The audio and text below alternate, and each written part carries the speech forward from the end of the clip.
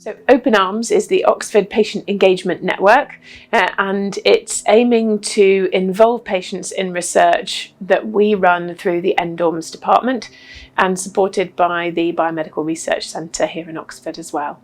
So I think when we're doing research, we always need to involve patients, ideally from the beginning, so that they can be part of the process. I think it's very beneficial for medical sciences to actually have a patient voice and see things from a different perspective.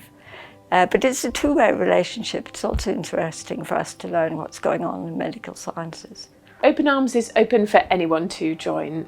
We know that a lot of people will have a personal experience of a musculoskeletal problem at some point in their life, or they may have a friend or a relative who's had a musculoskeletal problem, and they're probably most of our participants, but we're very much open for anyone. The worry sometimes is always that, am I going to understand what's actually going to be said?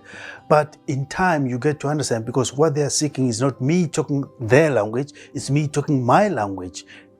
Which means when we meet, we are actually trying to understand from the patient perspective how things ought to go, or at least which priorities we feel as patients actually matter to us more. I think it's very good to have a collaborative effort between medical sciences and the patients themselves.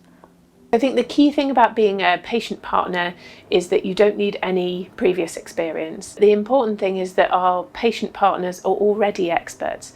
They're living with the condition, they've looked after people who have had fractures or diagnosis of arthritis or other inflammatory conditions, and they're much more an expert than we are in that particular condition. These are specialists in their own language of academics, whereas I'm a specialist in experience. So in effect, I could say I'm qualified by experience, where they're qualified by their knowledge in terms of what they find us. So when the two of them come together, that's how we actually are able to come up with better solutions. Well, I would advise you, because we really don't know what we're getting into, to just give it a go.